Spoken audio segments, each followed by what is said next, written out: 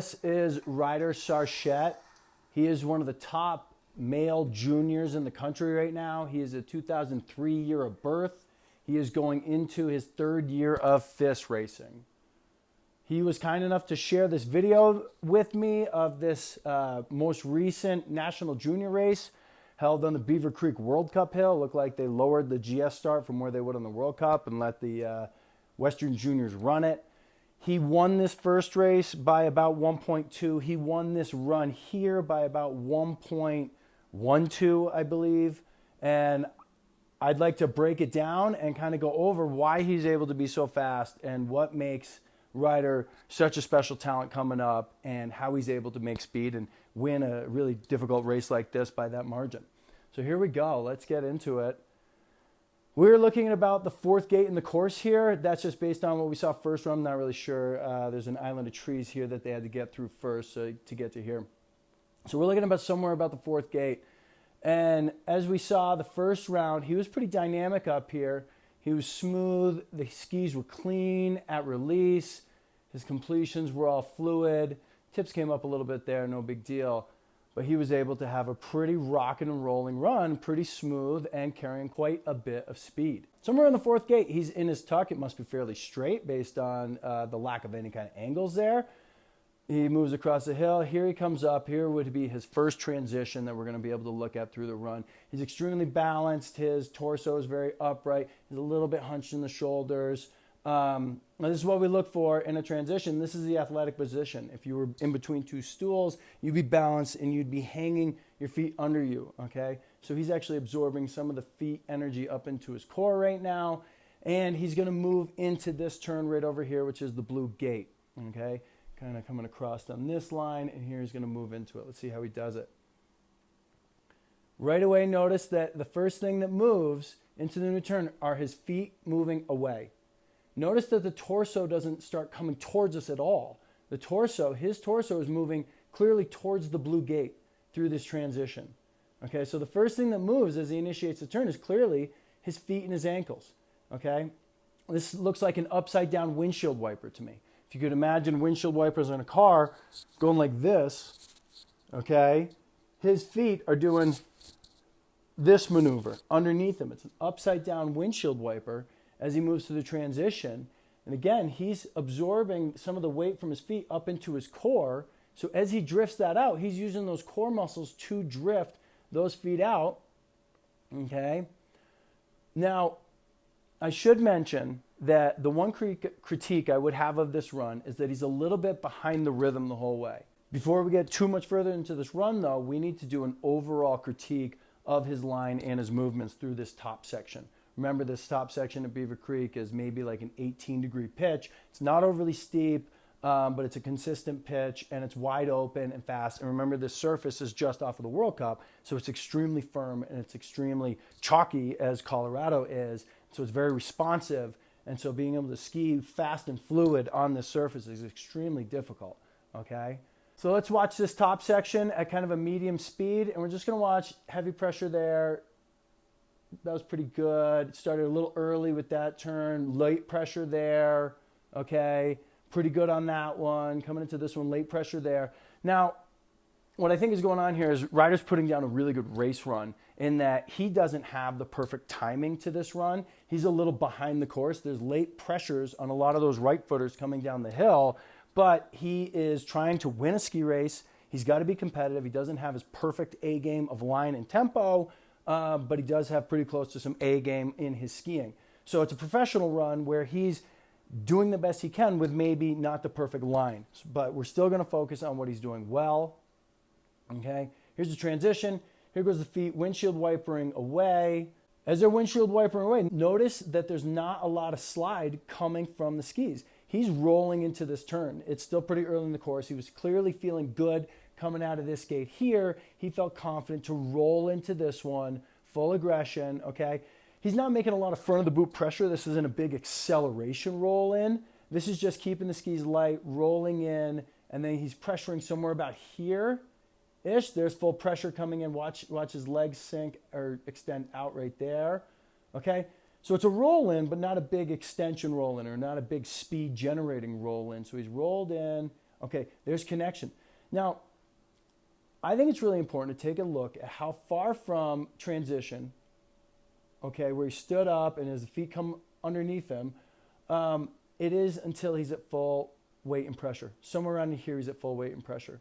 Okay, look at all this floating that took place to get him out here. Now, if he had rolled in hard and got early edge angle or got early edge pressure, if he had gotten good early edge pressure there, he's going to carve inside of this gate and he's not going to make it. So as he's floating ski, he's letting the skis drift out further to the rise line. Now, I'm a big rise line guy. It's a great way to mark where you are in comparison to the gate and timing. Rise line is the vertical line up from the base of the gate. Do you always need to start your turn outside of the rise line? No. Is it a good thing still to start your turn above the rise line? When it's steep, absolutely. And most of the other time, but we can get into that later. So Ryder, let's be aware here that Ryder is starting his turn and getting his pressure, body position wise, somewhere inside of the rise line, okay?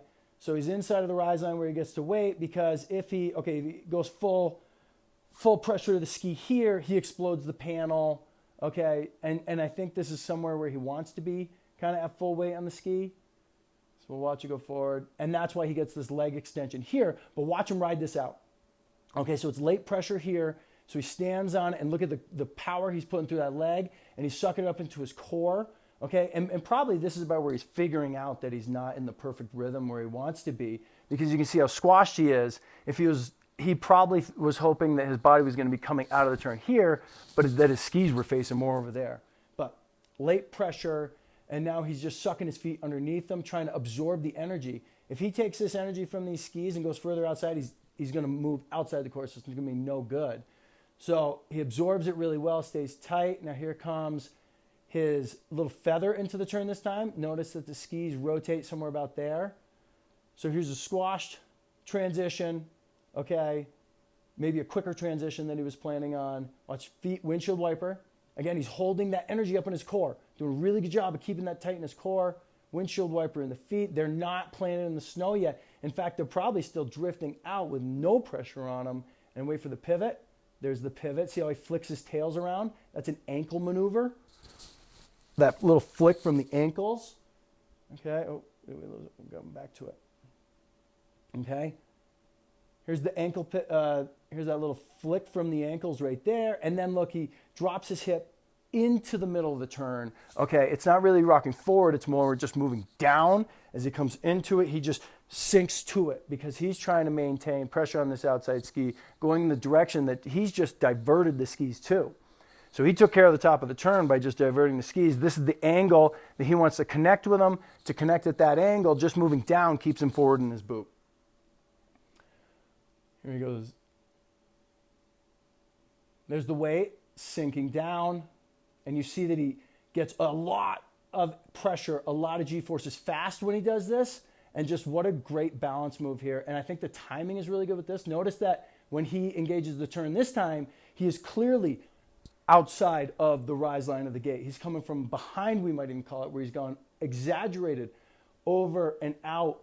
And elevation-wise, his pressure is above the base of the gate. And now he can stand on that and ride that clean ski across. Here comes the squish into the turn again. This is great. Here's the squash into the turn again. This is great. And then watch the ride. It's really balanced. It's really clean. He is starting to come up a little bit with his chest, but look how fast he's getting his feet over. Okay. Here he comes again. Now he's rolling it in very early. Okay. This transition has happened extremely far over here compared to where the rise line is all the way over here. Okay. But he's going to manage by lifting his feet a little bit. And there's a little drift in here. He drifts out. He's not really edging the skis super hard, but he is rolling up. Little bit of drift, little bit of drift. Okay, now he's pressuring. Now, if he pressures here again, if he really hammered on the edges, he'd blow the panel up, so he's not going to be able to. So he's going to come out here, but watch him maintain his balance, right? Okay, stays on balance. He's trying to get this through, but because he had to release the ski a little bit to go over here, now he's getting a second pressure onto the ski. Ski goes flat for a second. And then he catches it by using the ankle come through here. Then he catches it with his ankle. Okay, lost the outside ski just a bit there. That's why he's got the wide stance. But look, he's just powering on it. He's standing on it. And then really doing a good job of absorbing that energy there, because if he were to take that low pressure and keep riding it, he would shoot off the course here. There's no chance he could make it. So he's absorbing all of that late turn pressure that he had to just generate and is absorbing it and trying to stay back because he doesn't want to make speed into this gate. All right, staying back, and then he's drifting the feet out again. This is what he does that's so great. Is every turn he's just drifting the feet out, keeping his torso strong. He's maintaining balance. Okay, here come the feet out again. Right here. This one is just a very light entry. Not a lot of pressure. Okay, he's kind of just waiting. He's almost popped up here. Like here's the pop up, so he's unweighted there. He's still unweighted. And now here comes the pressure here. So he just let his feet kind of just drift away. Now pressure's coming. Very quick edge pressure. Getting the ski to bend quick. Great picture opportunity right there. That looks fantastic. Okay, and then again, riding through a nice clean one. Again, a transition. Watch the windshield wiper, a pretty severe windshield wiper here. That's pretty cool to see. And more, probably the most rolled up turn. Okay, so now he's feeling it. Now he's in a place where even though he's running it a little bit late, he's feeling it. He's feeling good. He can start making a little bit of speed. So watch him make a little bit of speed right here. Look at that big extension at the top, a little longer extension. His leg's longer than some of these other initiations, okay? And then he moves to the ski, still keeping the leg long. Notice that he doesn't have to kind of reposition himself when he goes to the gate. He's able to get that long leg and maintain that long leg all the way to here, okay? And now he's riding a really fast ski. Little arm check there. He's trying to take the energy and dump it out the back because, again, if he were to take all the energy from that turn and try and roll it to this one, he'd shoot out that way. So he dumps his energy back this way. It's a balance maneuver, okay? But he keeps his core engaged. Notice that even the arm goes back. The core is tight right here. He's keeping it tight right here. Feet windshield wiper under a tight core. There goes the feet windshield wiper. Now he's coming into this turn really straight and late, okay? So he's bellied that out, made an awesome turn, awesome speed, and he's got to just barely squeak by the top of this turn. And he knows he's got room because he's going onto a flat, and then find the outside ski again. There's the initiation, boom, riding another clean one. That's fantastic.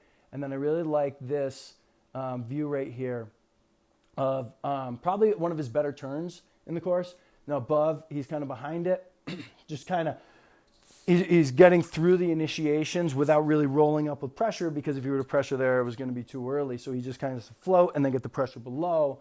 But here he's able to get as much early ski pressure as in any turn on the course. And just watch, okay, here's the weight transfer. Arm is up, which means he's losing a little energy that way. It's just the way it goes. Here comes the windshield wiper. But notice how the windshield wiper this time is now in unison with the hip drop. Windshield wiper and hip drop are happening together. That means there's pressure the whole way through there. That means he's gotten to it. Now, has he hit max edge pressure till here? No, this is max edge pressure, okay?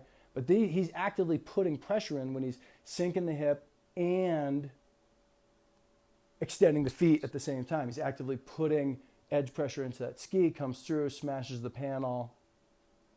Great ride up. He's almost in the back seat right here. He's on the flat, so it's okay. You can start right in the back seat right here. Look at the way he's able to suck his feet underneath him. Great position. This is how you want to draw it up. If you're in between stools, lift your feet up. Hold yourself in this position. You have to be balanced in this position. Right here is where he uses his core right here to float these feet over and then find the next edge grip, find the next feather, find the next stiv, whatever it is. In this case, it's a roll up going across the flat. Roll up going across the flat. Okay, this is probably a line dictated thing. He's not using a lot of hip angle to get into this one. He's just riding the skis into it. Probably not that big of a turn. Okay, and now he's got big angles later, so he's coming in a little straight probably. Here he goes out. Okay, now he's bellying it out and riding onto the flat, and I think these are some good dynamic. Ooh, this is great. Okay, good feet windshield wiper. Notice that the hip is now engaged. Okay, so this when he rides it, floating the feet. Now the hip engages. Now there's pressure to the outside ski. Dynamic. Okay, he went inside. You can clearly tell. Hand goes down. Ready? Now, why did he go out to the outside ski? Probably because he had to float it too far from here.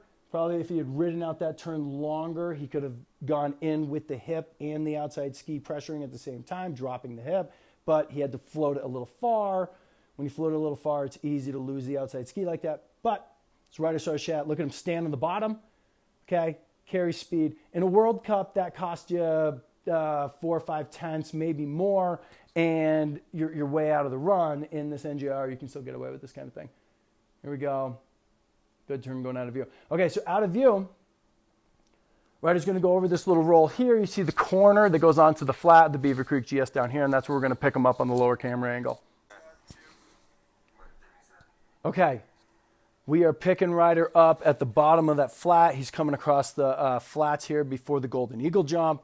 Good dynamic tuck turns. I'm not really going to get into those right now, but it's smooth, it's clean. The edges are running clean. Okay, first turn, not that steep. Second turn, this is the steep one. Third time, this is pretty steep. He does a great job of riding the speed. Now he's in the compression. Look at him rip. Look at the skis tracking. It's amazing. Big turn. Watch his left footer. You can see that he threw a stiv right there, and I wish we had video of that stiv because that thing looks dynamite, and he looks clean coming in the next of it. So it looks like he found his rhythm. It looks like he was flowing down this bottom section. Let's get him across the flat. Again, I am not going to get into tuck turns right now. I don't even know if I'm the right guy to get into tuck turns, but I will get into these turns on the pitch. Okay, so here he breaks over. Okay, it's a long break over. It seems like they really tamed down what would be this jump for a World Cup, probably because there's junior races on it. This blue gate is your first one. It's not fully steep yet. I believe the hill is going to keep pitching more that way as you move to the red, and so I think he's coming in still fairly flat, still a pretty easy thing, but then as you finish that blue, I think is where it gets steep, and then the red gate is very steep, okay? So he's standing up, preparing for the rollover. He's a stiv, okay? He throws a stiv, pretty big stiv, and then he connects to the snow somewhere in here, okay? And he comes out of the stiv and really is carving somewhere down here. Okay, so he goes into his stiv somewhere in here, continues the stiv around the blue, around the blue, around the blue, finds connection here, and now he's carving across. Okay, here comes. Look at this. Look how square it is. Notice that he's about to throw a stiv. We all know he's throwing a stiv. But his torso, his feet, his position is identical to those turns that we looked at that were up top where he was rolling up those right footers. Okay, so notice that the way into a stiv is the same as into a rolled up carve.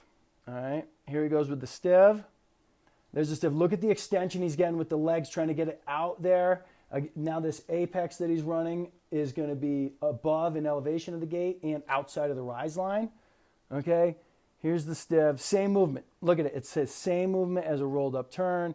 The one difference may be that here the hip just is going to drop down to meet the ski. So he's pivoting out. He's rotating the feather, or he's rotating the tails away from him.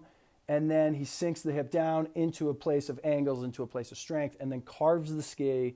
Here it comes. Nice and long across the hill. That's clean. That's fast. He's not breaking at all through completion.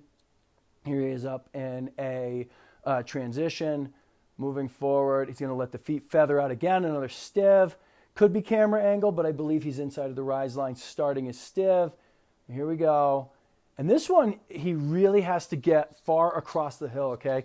The next gate down over here is a delay gate. And there's a long way to go across the hill, but watch this. He stivs in, sinks low, and then finds his balance. And right here, he's running a clean carved ski. And watch him find his balance and hold this.